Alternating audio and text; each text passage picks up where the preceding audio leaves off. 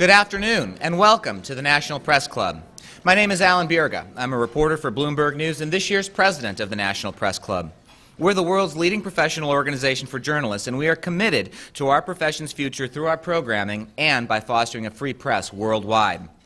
For more information about the National Press Club, please visit our website at www.press.org. And to donate to our programs, please visit www.press.org/library for our connection to the Eric Friedheim National Journalism Library. I understand that Edith Friedheim, the widow of Mr. Friedheim, is in the audience today, and we certainly welcome her to today's event. On behalf of our members worldwide, I'd like to welcome our speaker and attendees at today's event, which includes guests of our speaker as well as working journalists. I'd also like to welcome our C-SPAN and public radio audiences. After the speech concludes, I will ask as many audience questions as time permits. But I'd now like to introduce to you our head table guests. From your right, Eleanor Clift, columnist for Newsweek magazine.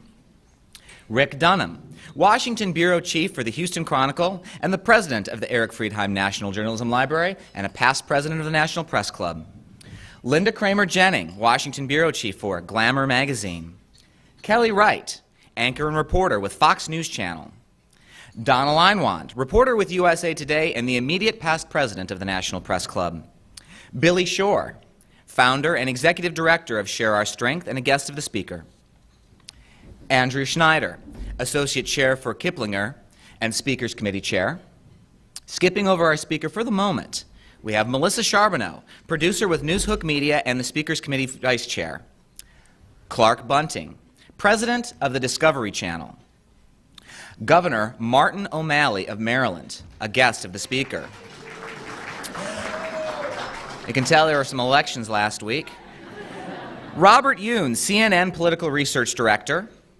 Justin Duckham, assignment editor for Talk Radio News Service and a new member of the National Press Club. And finally, Paul McKellips, executive producer with FBR Films. Thank you.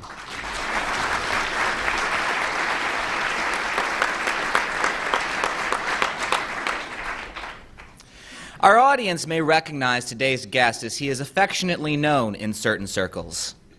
They call him the Dude. The moniker has clung to actor Jeff Bridges since he played the unemployed slacker in the 1998 cult film The Big Lebowski. This year, Bridges was honored with a new and more coveted title, even than Dude. He was named Oscar winner. At the Academy Awards, Bridges received the Best Actor Award for his portrayal of alcoholic country singer Bad Blake in the film Crazy Heart.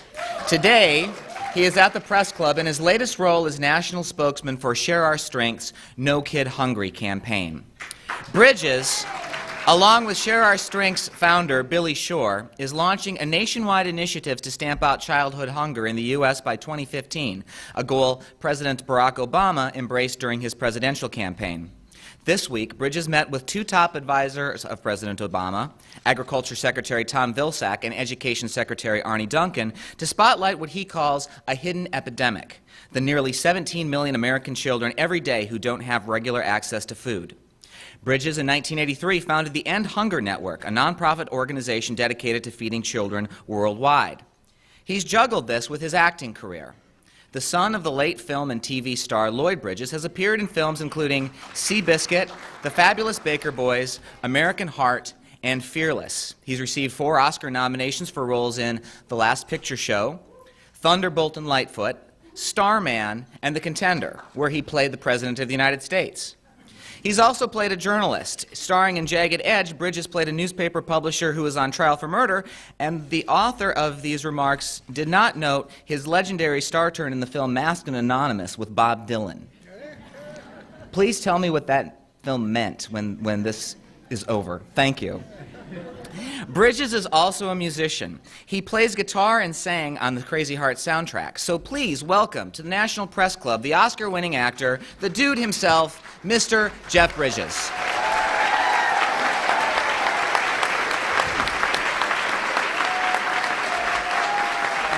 Thank you so much. Thank you. Thank you all so much. Volkswagen. I say that because Melissa challenged me. She promised me that she'd buy me a cup of coffee if I worked that into my speech, so I thought I'd just get it out of the way.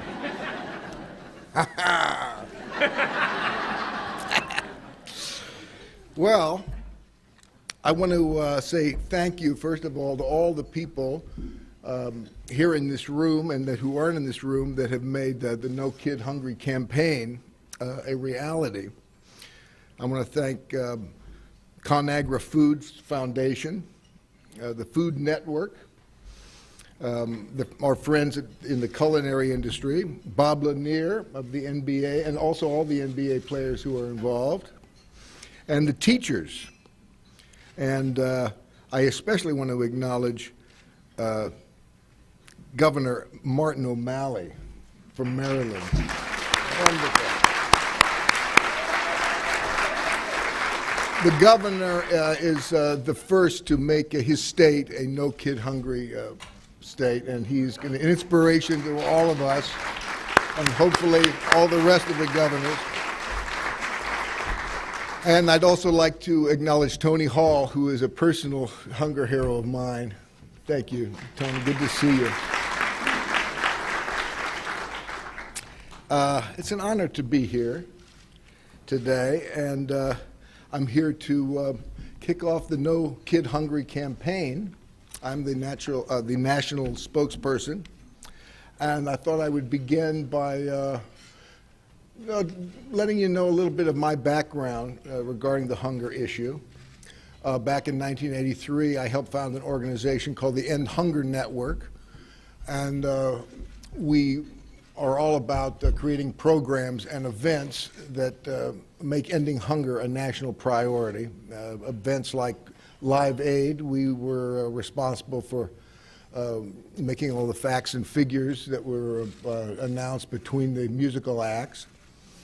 We created the End Hunger Presidential Awards. These were ceremonies that were held in the White House honoring hunger heroes.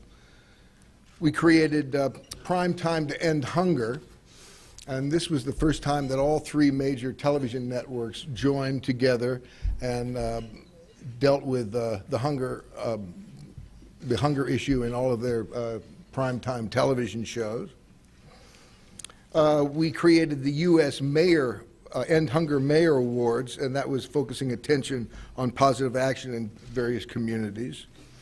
And something I'm particularly proud of is we produced a movie called Hidden in America that was all about what it's like living in our country and being a member of the working poor and not being able to, afford putting food on your table and putting a roof over you and your kids' heads, and health issues and so forth.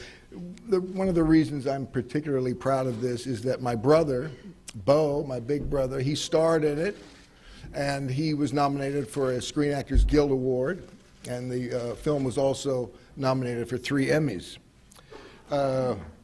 We created a Fast Forward to End Hunger, working with the video retailers.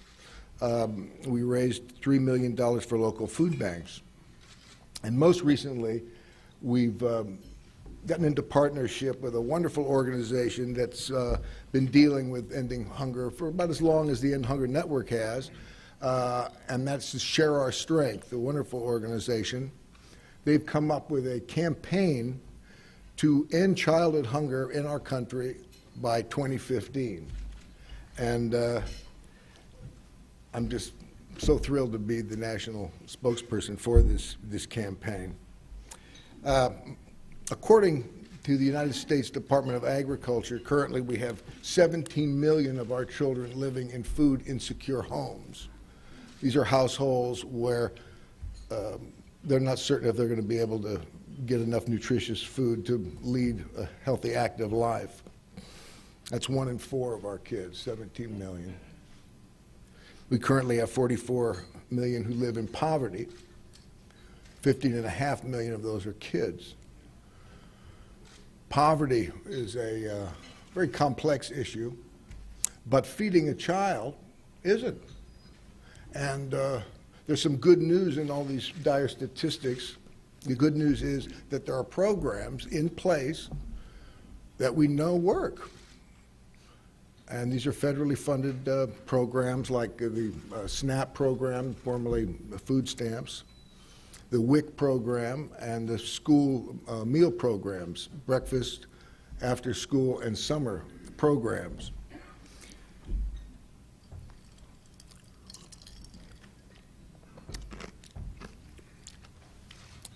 So the problem is not having the right programs in place.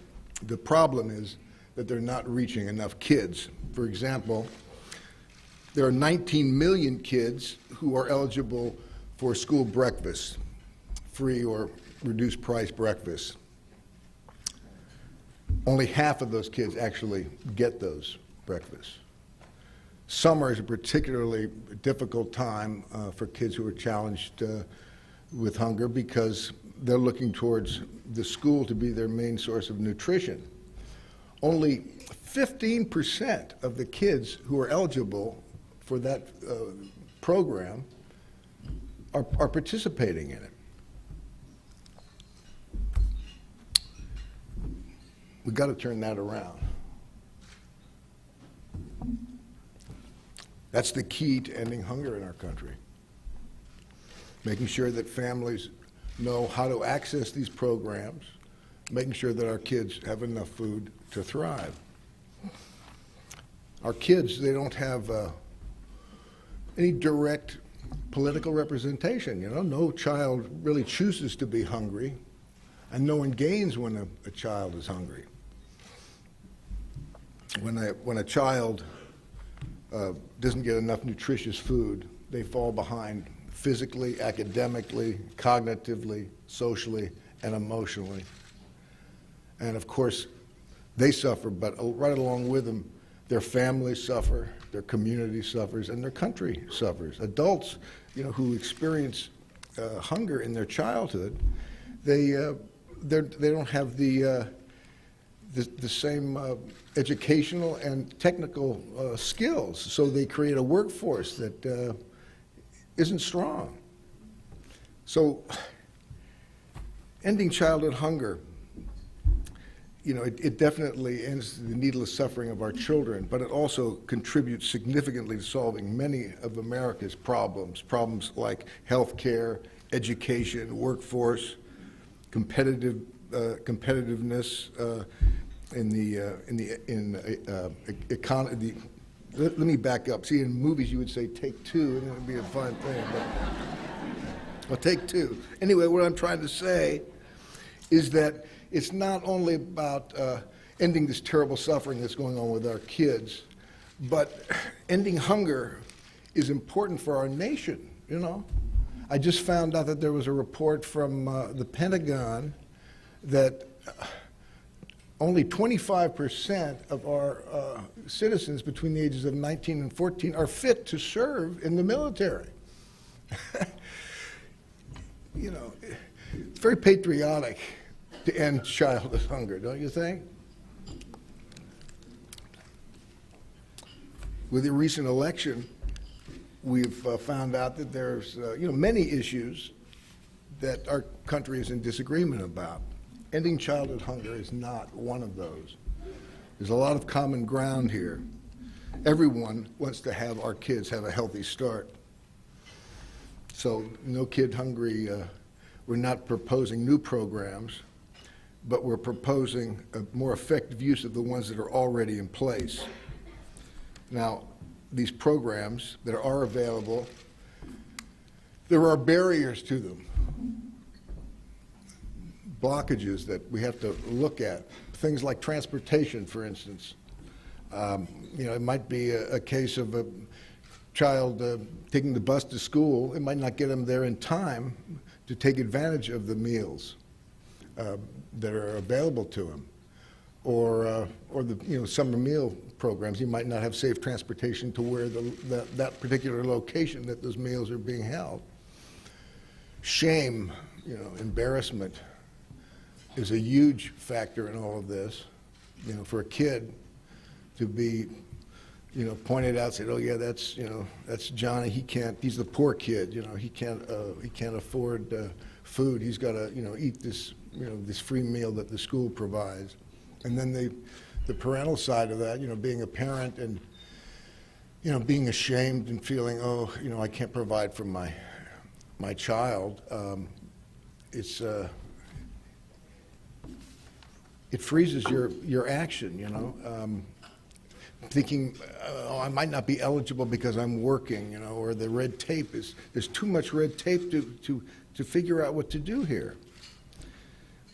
So these are things that we have to look at, and these are the reasons that childhood hunger exists in our country.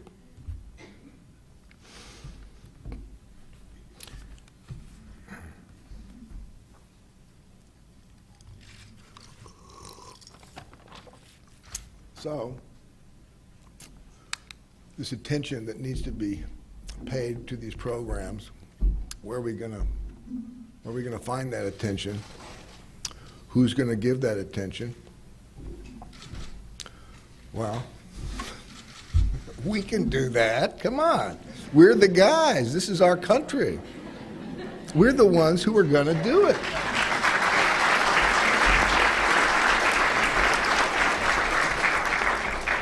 I'm asked sometimes, why are you doing what you're doing? Why are you doing this hunger? Why are you interested in that? And it seems kind of an odd question. It seems like the most natural thing in the world for me, really. I'm so fortunate. I was born in a very lucky bed, man. My folks, talking about my dad, my mom, what wonderful parents I had, and they were, fortunate enough to be able to provide for their kids, as I am lucky to provide for my 3 daughters. And I can imagine, what it must be like, that feeling of failure and depression that just, freezes you. If you're not being able to afford to put food in front of your kids to eat. My profession involves getting into other people's shoes and seeing what that experience is like and trying to imagine what it must be like. But to imagine what it must be like not being able to provide for your kids, that's available to all of us. I think we can all, if we look inside, can feel that. And then another reason I'm doing what I'm doing is that I have hunger. It's a different kind of hunger. It's the hunger to contribute, to create the kind of world that I want to live in, and I want my children to be raised in, and to live, and to bring up their kids and their grandkids. And this hunger to participate. We're all in this together. And I find when I do participate, I feel connected, and that connection feels really good, and it feeds this hungry feeling I have. So that's kind of what, some of the reasons why I'm here.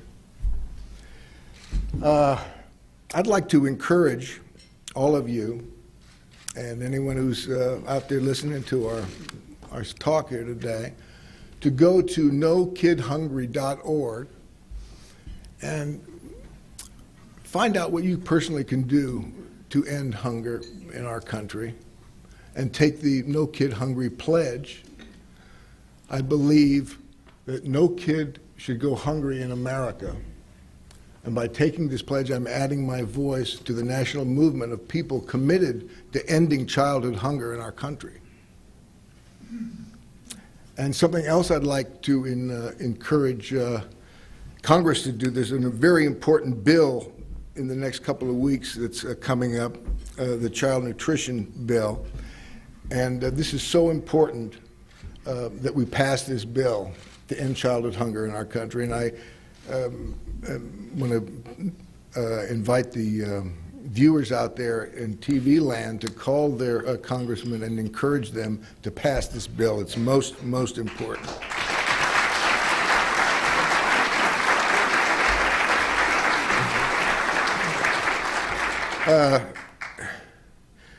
before we get into the question thing, there was a quote that I came across that I wanted to share with you guys.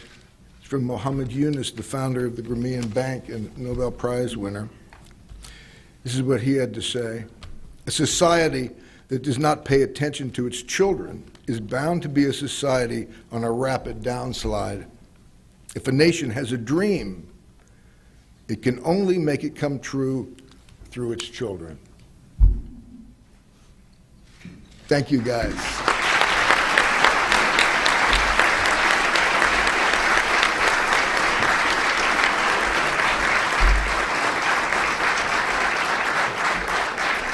And thank you so much for your time today. We have many questions from the audience, and please be able to keep them coming, and as well as you can send them over the internet, and we'll get them from the audience at press.org. Our first question from the audience is, do you recall the first time the issue of childhood hunger caught your attention, or what did move you to get involved? Yeah, well, back in the early 80s, I was made aware of the enormity of the problem of world hunger. And the fact that, number one, we had enough food to end world hunger. We had enough money. We knew how to end it. Many countries had ended it. So we knew the solution. The missing ingredient was creating the political will. And, of course, governments are made up of individuals. So I looked inside myself and said, well, what am I willing to do to create that political will? Not just, make a quick contribution to some organization that kind of scratches my guilt itch, but something that, kind of works with my life, something that I do in a natural sort of way and that I can continue to do until the problem is ended. And so I said, well, I'm an entertainer. I'm involved in the media. I do things like what we're doing right here, right now. I said, well, maybe that could help. Yeah.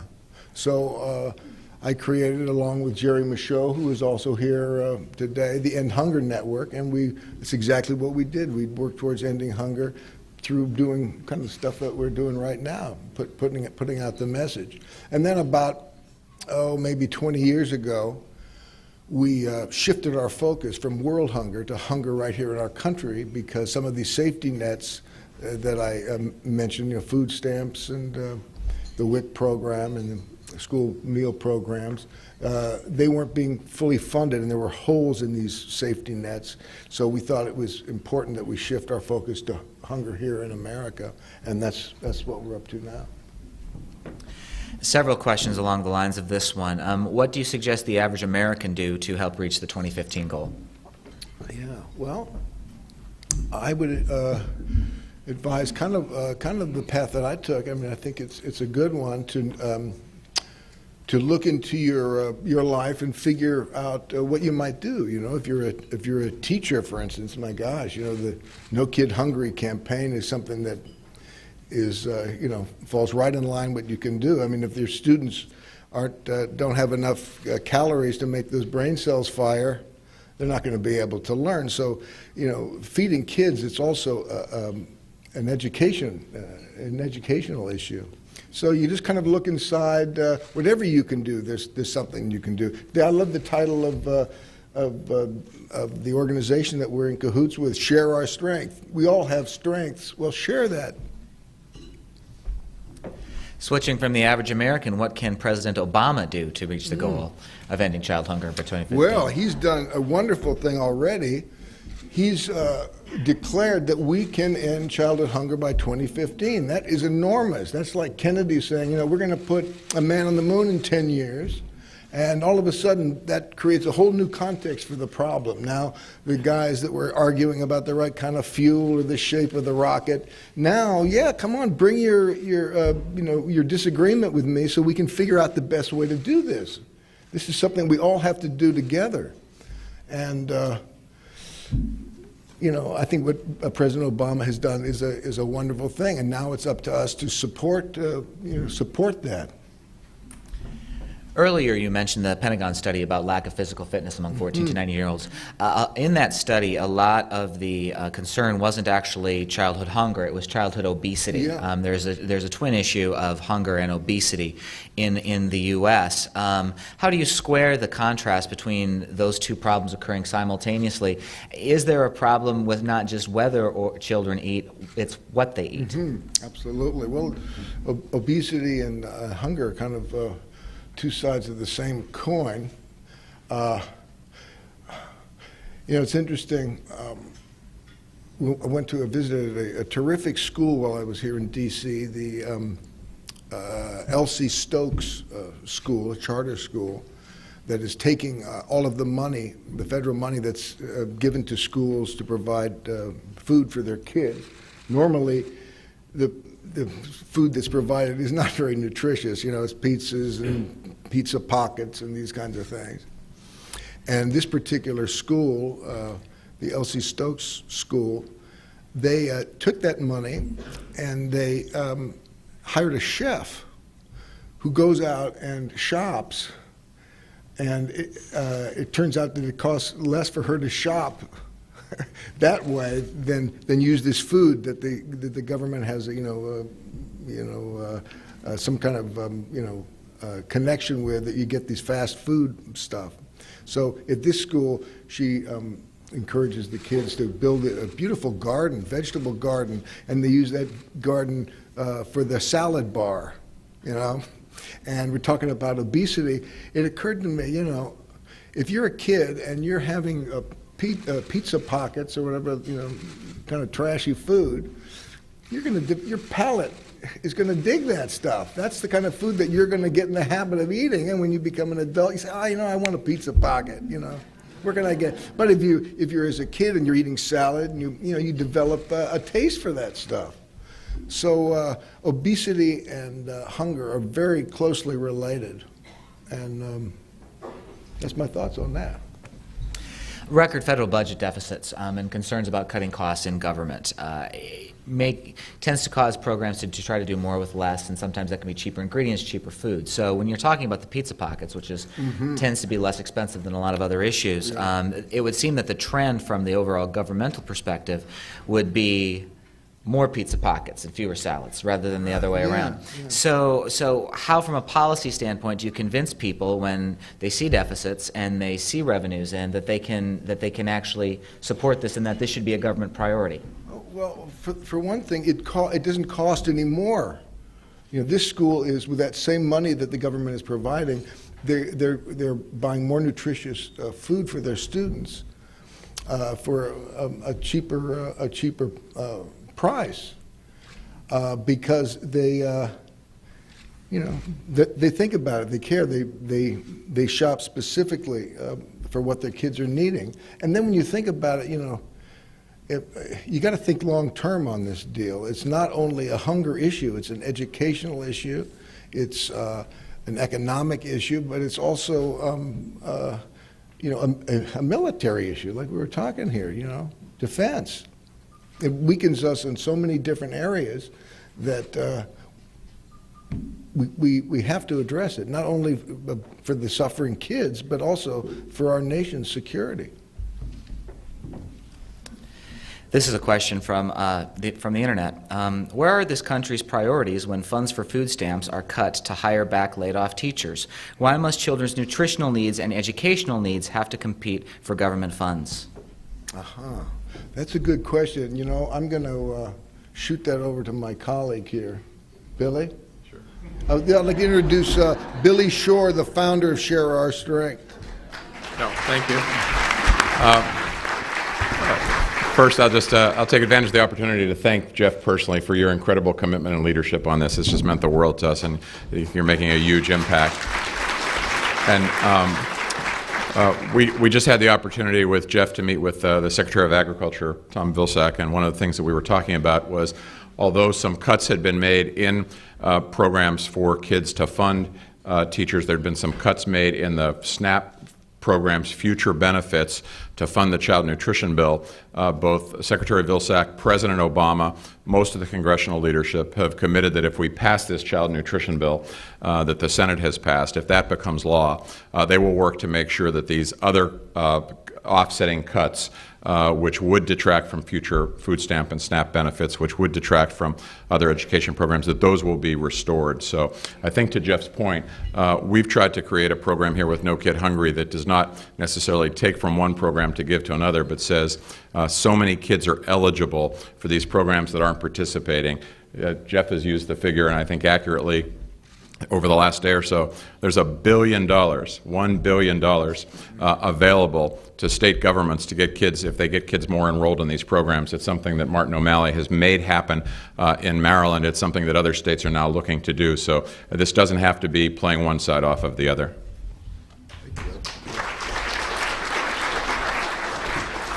And actually, while we're bringing the band up on stage, we have a question that was actually addressed to Governor O'Malley.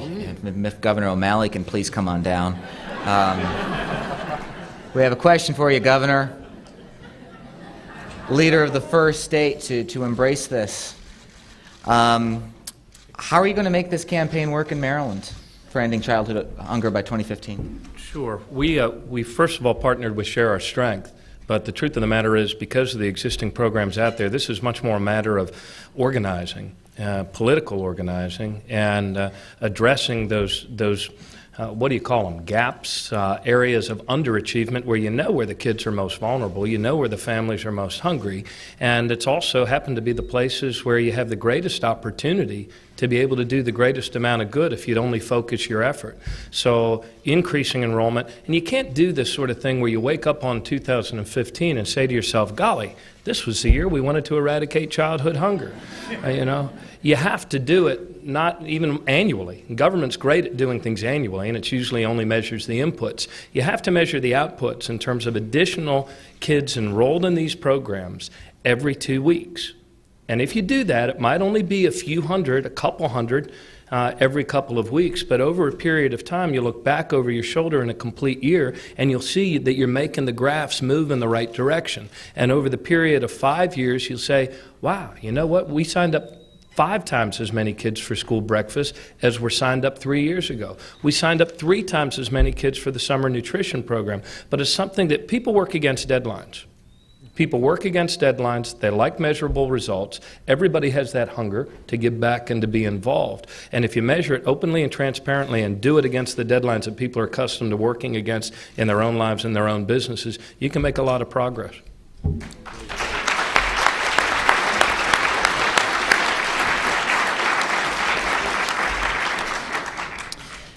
Ladies and gentlemen, Billy Shore and Governor O'Malley. Lots of questions here, of course. Switching over to a different topic, we have several audience questions about your film career. And transitioning into that, there are many celebrities with many causes, promoting many worthy causes for many worthy reasons, and there's a certain amount of attention that people can give to different issues. How do you try to set yourself apart from other celebrities with your cause, and do you fear that people get celebrity fatigue as yet another Hollywood actor tells them what good they should do for the world? I don't know about that. I'm just a guy, out there trying to make the world, like the man says, I have a dream. Well, me too. I'm just out there trying to express that dream, and I got the feeling, like the other guy said, I'm not the only one. I think we all can use our imagination and imagine how it could be better. And I don't know about this, I don't know about that, the thing that celebrities aren't supposed to say stuff or something. I'm not sure. I mean, it's like, we get in a conversation. I don't have a set, sound bite for that one. I don't know. You talked during your speech about getting into the shoes of your characters. What was the character's shoes that was most difficult for you to put on? Oh, that's interesting. Well, it's funny. Two come to mind. One was, did anybody see The Vanishing? Oh, I played a terrible person. I buried people alive. So that was kind of challenging, to get into that. But, and then the opposite of that was Crazy Heart was extremely difficult because music is so dear to me, and I was getting a chance to work with my dear friend T-Bone and T-Bone Burnett and Stephen Bruton and John Goodwin, and man, I was anxious. I did not want to drop that ball. This was going to be such a great opportunity, so that kind of created a different kind of difficulty for me. What kind of research did you do for Crazy Heart? Were you out on the road? What sort of life were you living during the preparation for that role? Well, a lot of the boozing, us actors, we have something called sense memory that I used. I've tried that thing, oh, it's a drunk scene, I think I'll get a little drunk, it doesn't work. I've tried that. It doesn't work because you got the rest of the day and the day after and so forth. But no, we did, when I first got the script, I turned it down because there was no music attached to it, no songs. And I said, oh, no, if this movie doesn't have good music, it's not going to be any good. And then when I found out that my dear friend T-Bone Burnett was going to be in charge of the music, I said, oh, okay, this is in good hands. But we didn't have any songs. So we had to come up with the songs. So a lot of the preparation for that, as far as being a musician and so forth, was actually writing those songs and then working with a wonderful band that T-Bone put together and learning those songs and getting the costume on, getting the guitar, and being the guy as soon as I could. Of course, you've been known as a prolific actor during your career in Hollywood, and there's always seems to be other projects coming up, and one of these is a remake of a famous film. How does one prepare to be in a remake of a film such as True Grit, that so many people know, remember, and identify with some iconic performances? Yeah. Well, when I got the call from the Coen brothers to do True Grit, and the Coen brothers, they're masters, Lebowski, come on, let's hear it for the brothers, come on, really. So, you want to go to, if they're throwing a party, you want to go. But I said, why are you guys doing True Grit? I don't understand that. And they said, well, have you read the book? And I said, no. And he said, well, we're not really referencing the film, we're referencing the Charles Portis book. And I said, oh, okay, I'll check that out. And I read the book, and I said, oh, now I see why. The book is very Coen-esque, and it's a wonderful book. So that's, yeah. If there were any film that could be remade, what remake would you want to act in, and what role would you play? Oh, that's interesting. All right, pops into my mind is Sea Hunt. Because, and the role I would play would probably be producer. I don't think I would step into those particular flippers. But Sea Hunt, my father did such a remarkable job in that show.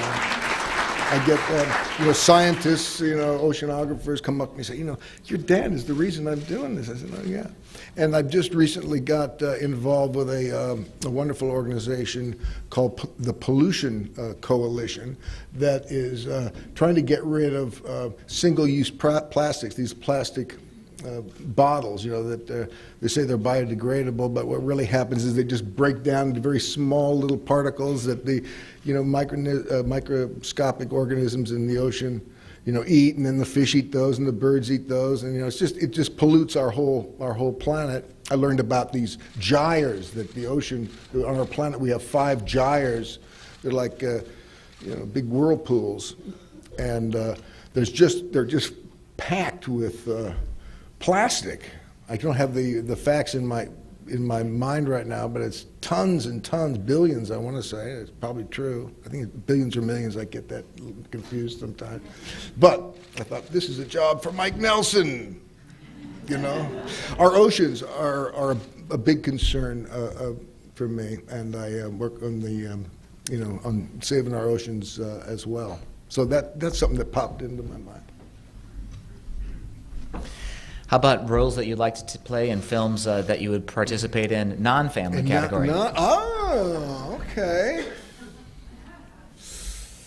How long do I have to think about that? Because nothing's popping in my mind.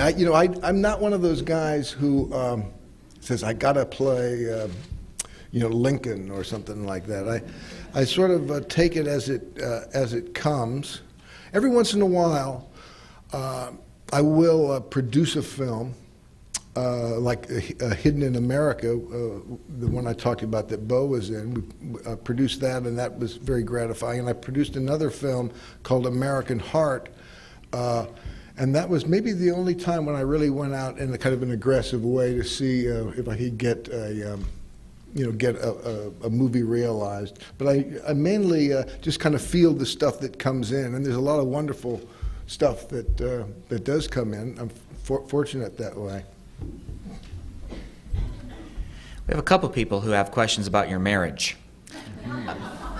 They're good questions. They both say you have one of Hollywood's most admired marriages. Any tips on marital happiness you can share? And then a second question, are Susan and your children involved in the fight against hunger? Mm-hmm.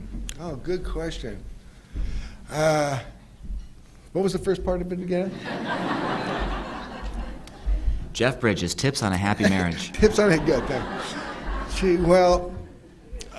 Falling madly in love helps. With me and my wife, it was love at first sight.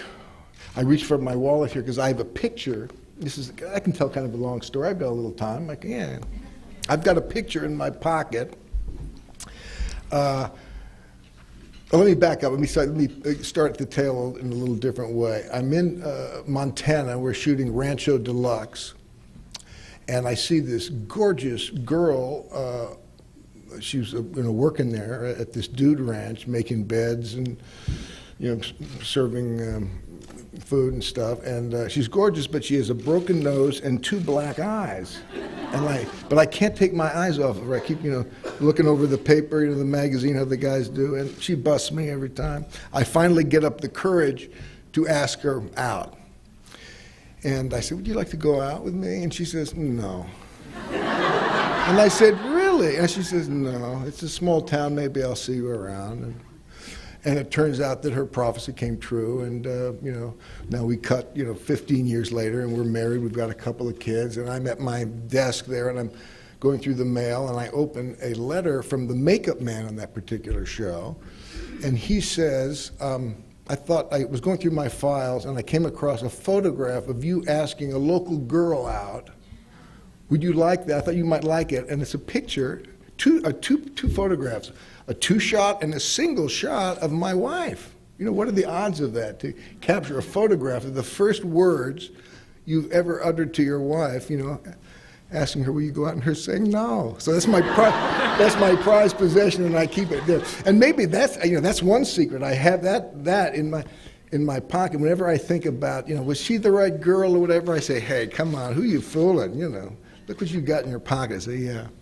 But also, I would say, it's like the punchline of the joke, how do you get to Carnegie Hall? Practice. Well, that's how you create a good marriage. You practice. You pay attention. It's the same thing about ending childhood hunger. It's all the same stuff, I guess. You pay attention with what's going on, and you participate. So when my wife and I have a problem when it comes up, and if you've been married, we've been married 33 years now. They come up.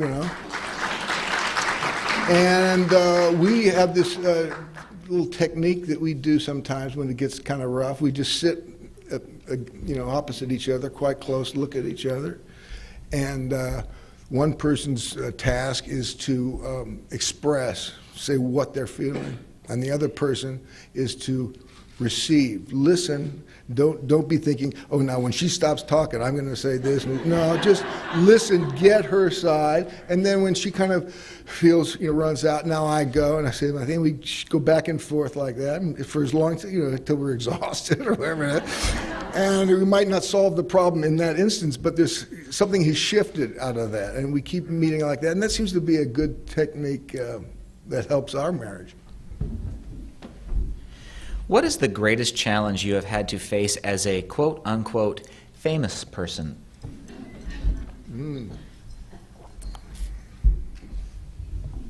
Here's the quotes.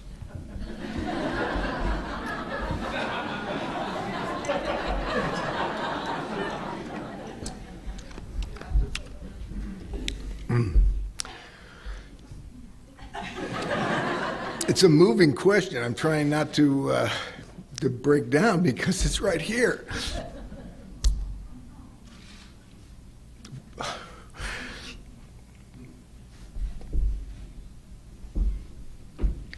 Give me a second, maybe I can get something else out.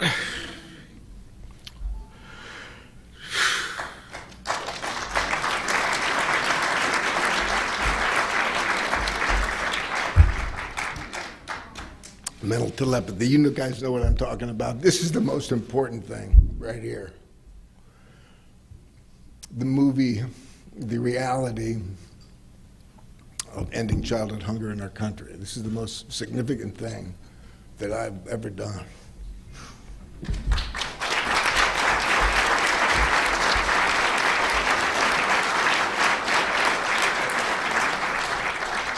So following on that, our next audience question, do you have any film projects planned or documentary projects that may be spotlighting the hunger issue?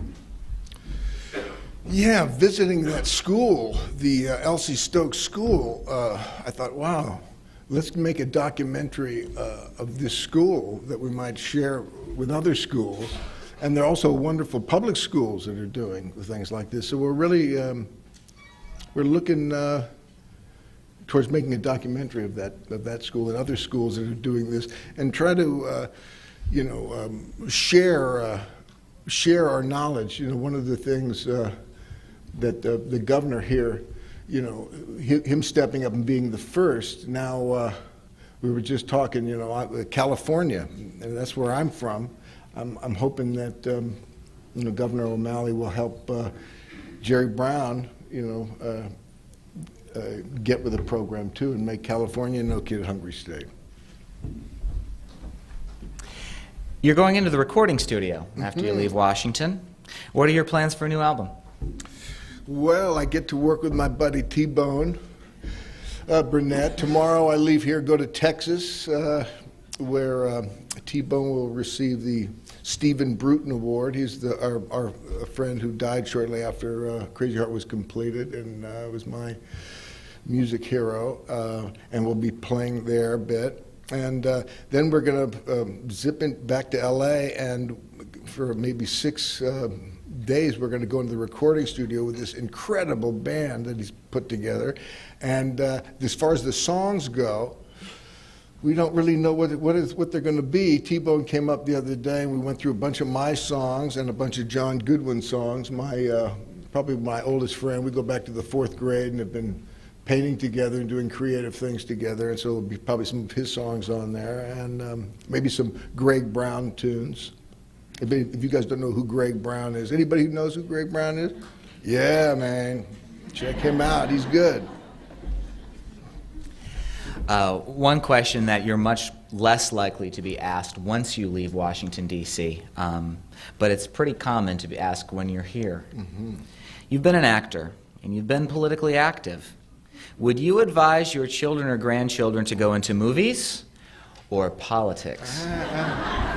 Well, a couple of things come to mind with that. You asked a question before, were my kids involved with this issue? All of them are, and they all participate in different ways. My eldest daughter, Isabel, she joined me not too long ago on the first socially engaged Buddhist symposium that my friend Bernie Glassman gave there in Massachusetts, and it was a wonderful gathering. And Isabel is close at my side with many projects relating to hunger. Tomorrow's Veterans Day. This questioner from the audience would like to hear about your experience in the Coast Guard. Mm-hmm. Yeah, it was the Coast Guard Reserve, 7 years, and I was very, proud to serve my country in that way. My brother was also in the Coast Guard, and I remember doing I'd go out, and tend buoys and this sort of things for, weeks at a time. And in a way, it was kind of reminded me of a movie. I'd be dressed up, play a character, get it. But, I'm an actor. I've, been raised as an actor, so most things seem like movies to me. Question, once again, about film remakes. If Big Lebowski ever gets remade, what young actor would you like to see in your role? Gee, I don't know about that. They probably will make it, so many years down the line that there'll be new guys. What actors now around could play Lebowski? Oh man. Who's that guy? In the movie with Robert Downey Jr. It was a long kind of a Greek. What is it? Galifianakis, or what is it? There are there's so many great young actors out there now. Who is a young actor now that isn't paid attention to enough by audience? Who should people be watching more closely? Gosh, another good question. I wish now this would be a good chance to herald somebody and know what's coming to my mind. I know one, a perfect one. Jordan Bridges, my nephew. Absolutely. Yeah, Jordan. Also on the family topic, how did your father influence your approach to acting? Good one. Well, unlike a lot of people, who are actors, he really encouraged all of his kids to go into showbiz. He just loved it.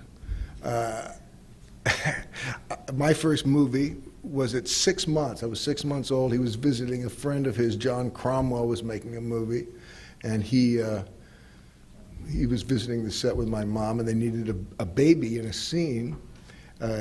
Jane Greer was the actress, and so my mother said, "Here, take my baby." And I was a rather happy baby, and in the scene I was supposed to cry, and so my mother said, "No, just pinch him." And so Jade pinched me. And now we cut, maybe 30 years later, and I'm making a remake of a movie that Jane made called her movie was called Out of the Past, and my movie was what was it? Against All Odds, right? And Jane was playing the mother to her original character's part, and I had a scene with Jane. And I said, Jane, I'm having a little problem emoting here. Would you just give me that little... Anyway, that's kind of besides it because you were asking about my dad. But anyway, my dad was very enthusiastic and wanted all his kids to go into acting. And I was in a lot of those early sea hunts. And I can remember him sitting me on his bed, teaching me all of the basics, like make it, seem like it's happening for the first time. Don't just wait for my mouth to stop and then you say your line. You got to hear what I'm saying, and then respond, or go out of the room. Now come back. I want you to do it all completely different. Things like that. So he taught me all the basics, but the most important lesson, and this was really evident when I got to work with him as an adult in 2 movies, in Tucker and Blown Away. Whenever he came on the set. The joy that he was experiencing was like contagious, and it would just go throughout the room. He loved what he was doing so much, and I think that's kind of what I learned. His whole approach, and not only to his work, but just in his life. He was a very very joyous guy. A few minutes ago, you were talking about the most difficult parts of dealing with fame in your own role. How do you encourage other people who are well-known actors, celebrities or such, who may not be involved in hunger or other causes, how and why they should get involved so that they can use their own platforms for social good? I'm not really clear. How do you encourage other people when you're at an event and you see other people who may have some power and some message to draw upon? What do you tell them to encourage them to get involved the way that you're getting involved in hunger or whatever issue they may choose? just do it. I mean, it's as simple as that. Just say, I want to do this, and then when you kind of make that declaration to yourself, things are going to pop up in the universe that are going to support that.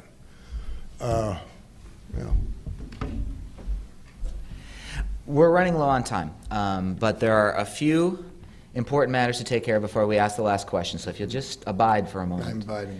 Okay, we appreciate that. First of all, we'd like to remind our members and guests of future speakers here. On November 29th, we'll have Stephen Chu, the Secretary of the U.S. Department of Energy, will be here. And then on December 2nd, we'll have Mukhtar Kent, the Chairman and CEO of the Coca-Cola Company, who will be speaking here at a National Press Club luncheon. A second important item of business, the moment that we all wait for here at the National Press Club, is the presentation of the coveted National Press Club mug. Ooh, wow, isn't that good? Thank you, beautiful, man. Governor O'Malley doesn't even have one of those. We'll get that taken care of. We do have a final question here, dealing with a lot of the words that have been spoken here, and you were quoting some famous speakers in your own address, and many famous names have come up in this address as well. And people have words to live by. They do have words to abide by. And as many people here, I'm sure, will abide by your words, but I'm just wondering, what are the words that the dude abides by? Connection. Joy, those are words that are popping up in my mind, and participation, Enjoy the fact that we're alive right now and we can participate in this world and make it a beautiful place. Thank you, Jeff Bridges.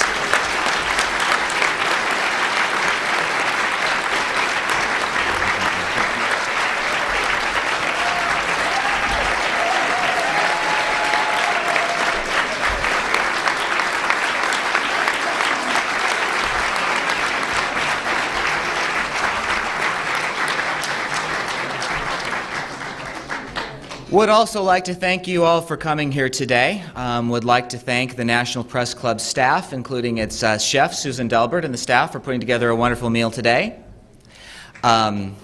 Please.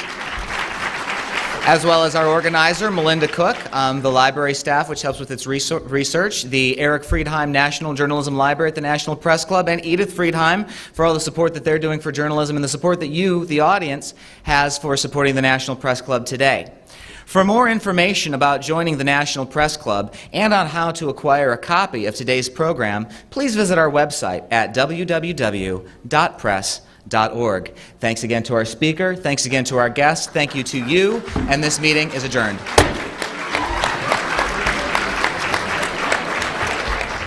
To spotlight what he calls a hidden epidemic, the nearly 17 million American children every day who don't have regular access to food. Bridges in 1983 founded the End Hunger Network, a nonprofit organization dedicated to feeding children worldwide. He's juggled this with his acting career. The son of the late film and TV star Lloyd Bridges has appeared in films including Seabiscuit, The Fabulous Baker Boys, American Heart, and Fearless. He's received 4 Oscar nominations for roles in The Last Picture Show, Thunderbolt and Lightfoot, Starman, and The Contender, where he played the President of the United States. He's also played a journalist. Starring in Jagged Edge, Bridges played a newspaper publisher who was on trial for murder, and the author of these remarks did not note his legendary star turn in the film Masked and Anonymous with Bob Dylan. Please tell me what that film meant when this is over. Thank you. Bridges is also a musician. He plays guitar and sang on the Crazy Heart soundtrack. So please welcome to the National Press Club the Oscar-winning actor, the dude himself, Mr. Jeff Bridges.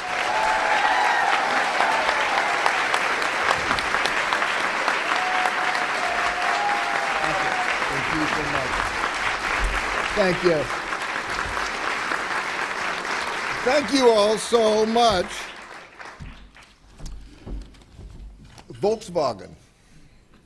I say that because Melissa challenged me. She promised me that she'd buy me a cup of coffee if I worked that into my speech, so I thought I'd just get it out of the way.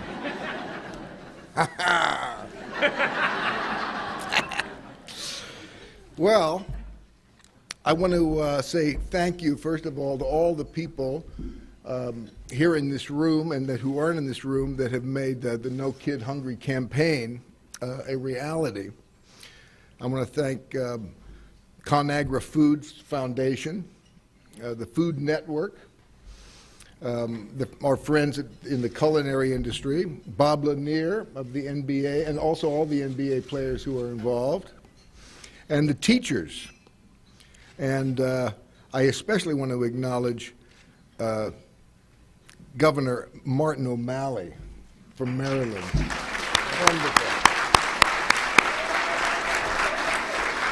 The governor is the first to make his state a No Kid Hungry state, and he's an inspiration to all of us, and hopefully all the rest of the governors. And I'd also like to acknowledge Tony Hall, who is a personal hunger hero of mine. Thank you, Tony. Good to see you. It's an honor to be here today, and I'm here to kick off the No Kid Hungry campaign. I'm the national spokesperson, and I thought I would begin by letting you know a little bit of my background regarding the hunger issue. Back in 1983, I helped found an organization called the End Hunger Network, and we are all about creating programs and events that make ending hunger a national priority. Events like Live Aid, we were responsible for making all the facts and figures that were announced between the musical acts. We created the End Hunger Presidential Awards. These were ceremonies that were held in the White House honoring hunger heroes. We created Prime Time to End Hunger, and this was the first time that all three major television networks joined together and dealt with the hunger issue in all of their primetime television shows. We created the U.S. End Hunger Mayor Awards, and that was focusing attention on positive action in various communities. And something I'm particularly proud of is we produced a movie called Hidden in America that was all about what it's like living in our country and being a member of the working poor and not being able to, afford putting food on your table and putting a roof over you and your kids' heads, and health issues and so forth. One of the reasons I'm particularly proud of this is that my brother, Bo, my big brother, he starred in it, and he was nominated for a Screen Actors Guild Award, and the film was also nominated for 3 Emmys. We created Fast Forward to End Hunger, working with the video retailers. We raised $3 million for local food banks.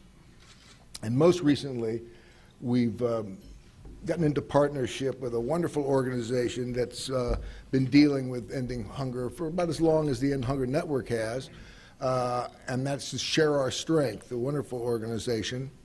They've come up with a campaign to end childhood hunger in our country by 2015. And I'm just so thrilled to be the national spokesperson.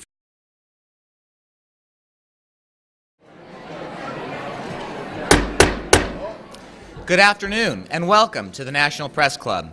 My name is Alan Bierga. I'm a reporter for Bloomberg News and this year's president of the National Press Club.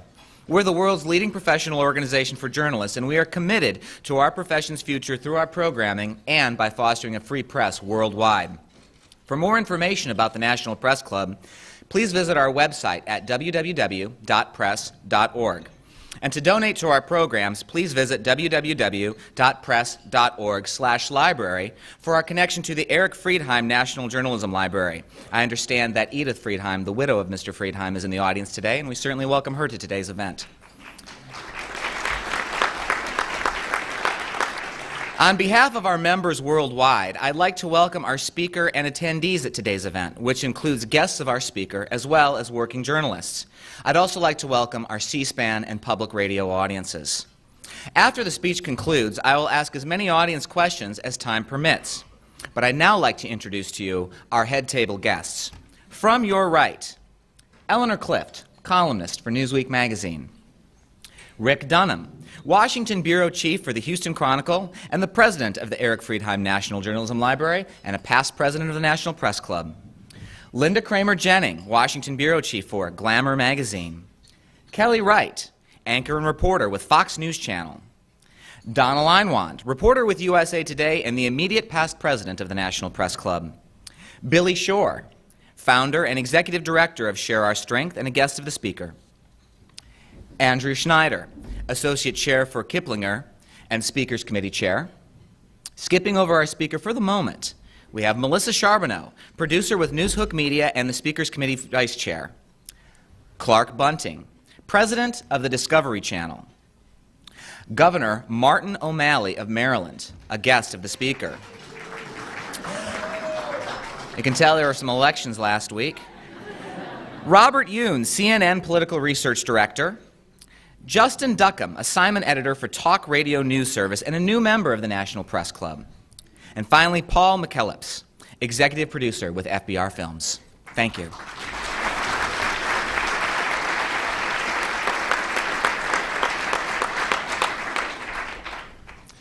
Our audience may recognize today's guest as he is affectionately known in certain circles. They call him the Dude. The moniker has clung to actor Jeff Bridges since he played the unemployed slacker in the 1998 cult film The Big Lebowski. This year, Bridges was honored with a new and more coveted title, even than Dude. He was named Oscar winner. At the Academy Awards, Bridges received the Best Actor Award for his portrayal of alcoholic country singer Bad Blake in the film Crazy Heart. Today, he is at the Press Club in his latest role as national spokesman for Share Our Strength's No Kid Hungry campaign. Bridges, along with Share Our Strength's founder Billy Shore, is launching a nationwide initiative to stamp out childhood hunger in the U.S. by 2015, a goal President Barack Obama embraced during his presidential campaign. This week, Bridges met with two top advisors of President Obama, Agriculture Secretary Tom Vilsack and Education Secretary Arne Duncan,